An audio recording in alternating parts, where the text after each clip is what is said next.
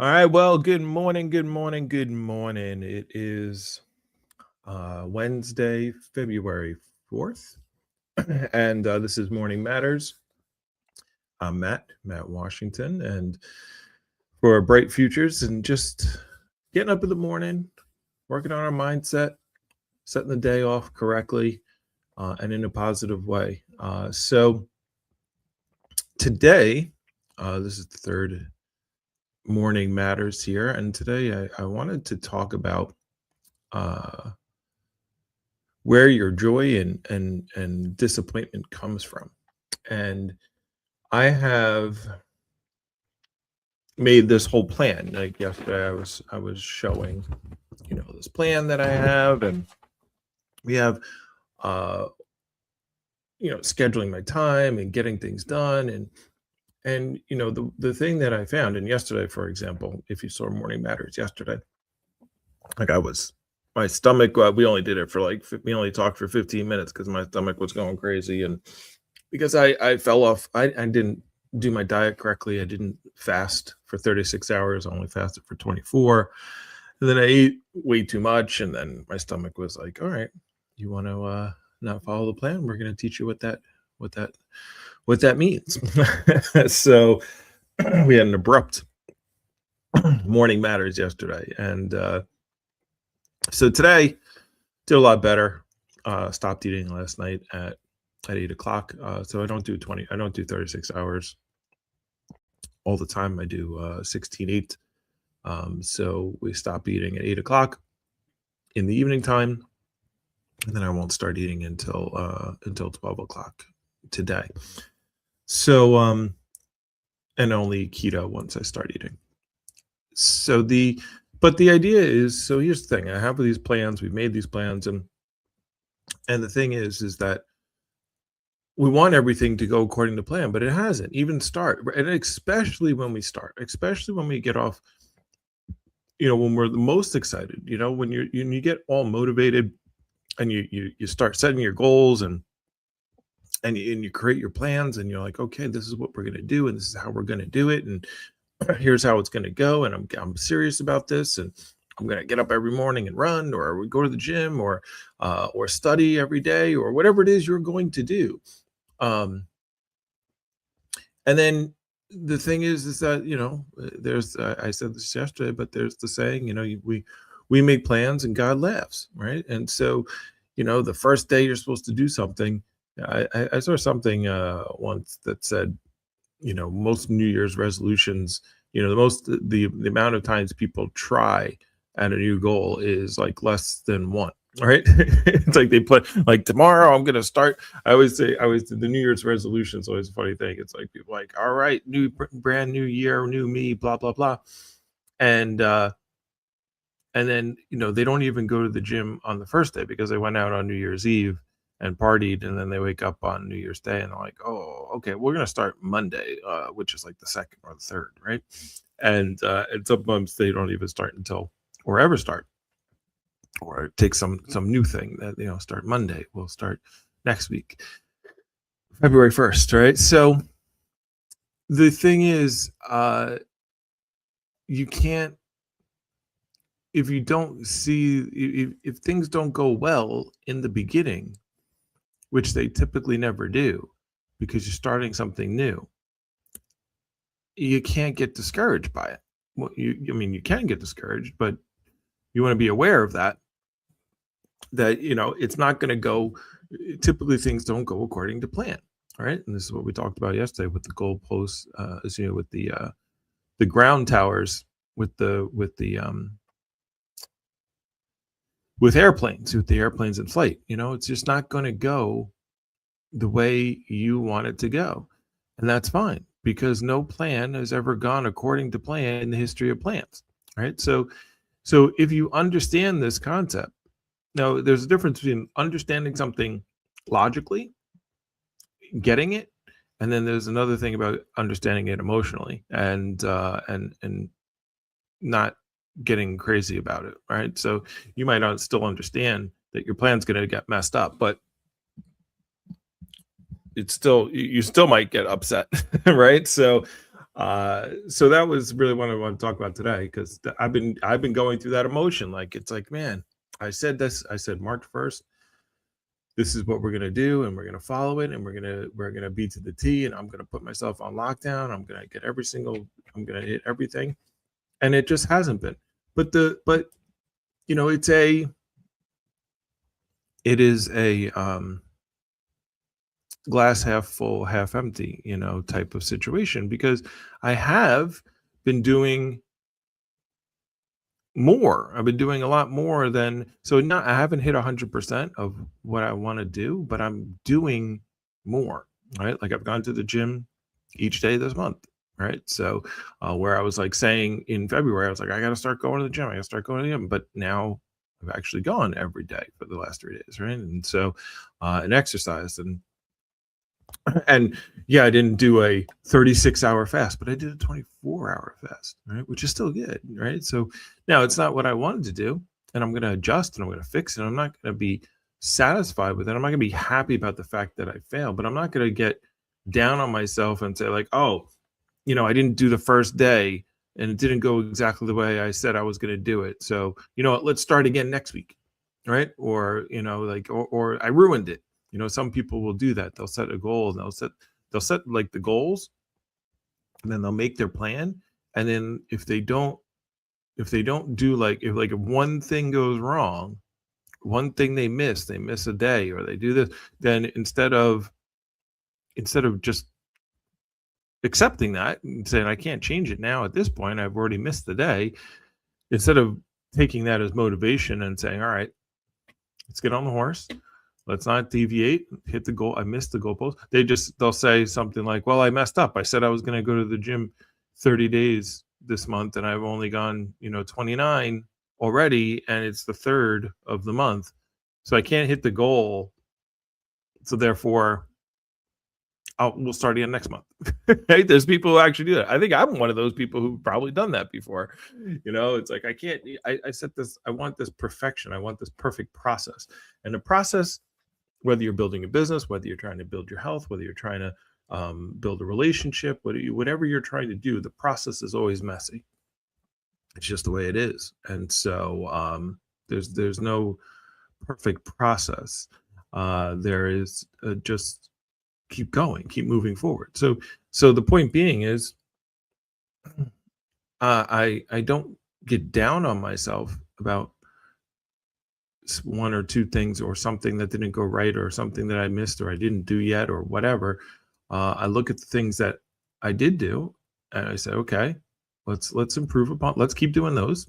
Right? Like, I got a streak going on there. It's been 3 days to the gym. I don't want to mess up that streak. And the things that I've messed up, whether it's the diet or whatnot, it's like, all right, when Monday comes around again, I'm going to go back to, I did 24. Let's get to 36 next time. Let's follow the diet today. Let's do this today. Today is all that really, really matters, right? So, and what that does is it manages your emotions. So here's the concept that I wanted to share. Actually, I think I'm gonna make a shirt out of this somehow, be in the Bright Future store. But there's a line called reality, right? That's what actually happens. And then there's your expectations. Now, if reality is above your expectations, then that brings happiness, right? So, like, if you were expecting, let's say you're going to work, right? You're going to do your taxes. Oh, we're doing my taxes today. And you're expecting, your paycheck to be X amount of dollars. You're expecting it to be, $1,000. Or you're running your business and you're expecting to see that you had, 2 sales, and all of a sudden you have 4 sales in there, or your paycheck has an extra $500 in it. You're happy. You're like, oh wow, that's cool, nice, right?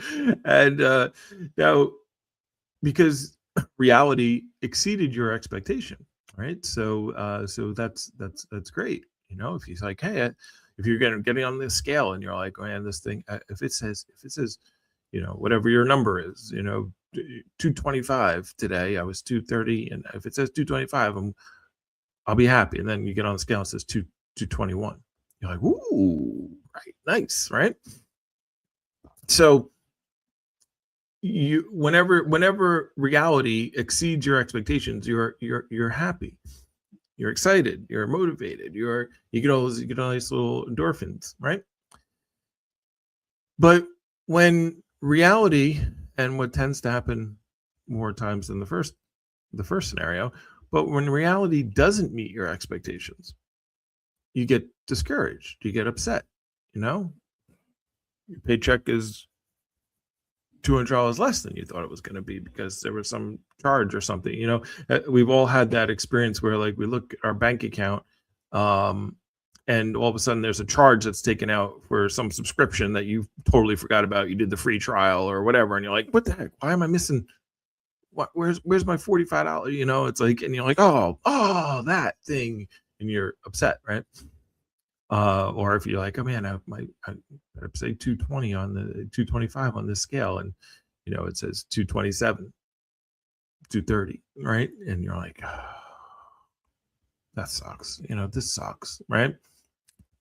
So your emotions, how you feel, like the reality is the same. Like the reality is, no matter what, your expectation is what is changing your mood, right? And then how do you react to that mood and that emotion, right? So the point being is, you are in control of your emotions. Like, people feel like their emotions, they can't control their emotions. They just, whatever, I feel the way I feel. But you set the expectation. The reality is the reality. You set the expectation. And so therefore, if you made the expectation, you are the one who is discouraged or encouraged. Now, what I want to make sure people understand is that does not mean that you should just be like, like MJ in Spider-Man, just never have high expectations, because if you never have high expectations, then you're never let down, right? That line from the Marvel movie. That's not what we're saying. We're not saying that you shouldn't shoot for high goals. We're not saying you shouldn't, push yourself or expect more from yourself or have high expectations. That's not the point. And so, just keep your expectations super, super low, expect everything to be bad, and then you'll always be happy. That's immediately usually when people hear this concept, that they think is what they should do. That's not what we're saying. That's not what I'm saying. Right? What we're saying is, understand that the emotion you're having is up to you, right? Like, you made this emotion because you had this expectation and the reality didn't meet it. So you can therefore just stop being disappointed, right? Because in the reality of things, in the moment, you might have that expectation the second before you get on the scale, or the moment before you got your check, or the moment before you scored the goal or got your test score back, right? That you thought was going to be, you thought you did really good, and then you didn't do as well. The moment before, that was your expectation. When reality hit and you get the feeling, just at that point, your expectation doesn't matter anymore, because there's reality, right? So now you can just say, all right, it is what it is, and where do I go from here? Even if you're happy about it, you could say, if you're going to be happy about your goal, like, yeah, hey, look, extend the happiness, so be like, hey, I hit my goal and I did better, or the reality of what happened was better. But then you can analyze that. You can say, well, was the reality better because I was lucky, or was it because of just circumstance, or was it because of something that I did? And then how can I repeat that? But on the same note, if reality is lower than what you expected, you can step back from the emotion and feel the emotion. There's nothing wrong with having emotion. But use that emotion in the right way and say, okay, I'm really, this sucks. I'm really upset about this. Paycheck, weight, grade, whatever, losing the game, whatever, I dribble the ball with my foot, whatever the outcome, whatever the reality is, and say, I'm really upset about that. I don't want to have that again. I don't want to have this feeling again. What do I have to do now to make my reality a little bit better the next time, right? And not have the emotion be crippling to the point where you're like, oh, I lost the game. When you think of athletes and how fast they have to forget things, because they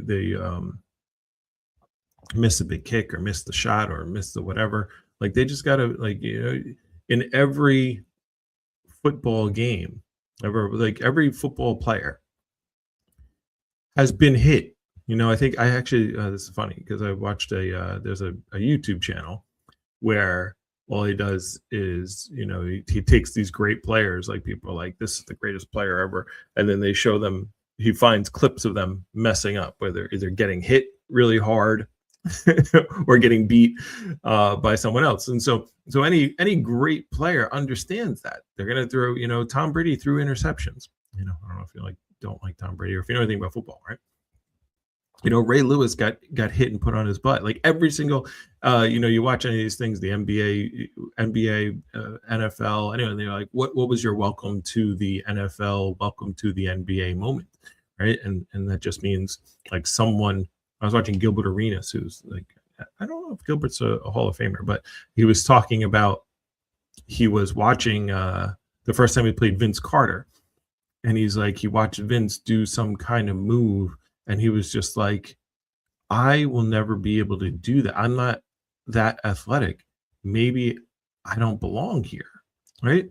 And Gilbert Arenas has scored 50 points. He's in NBA games. Like he was a very good, very very good player. I don't know if I don't think he's Hall of Famer, but he was an extremely good player.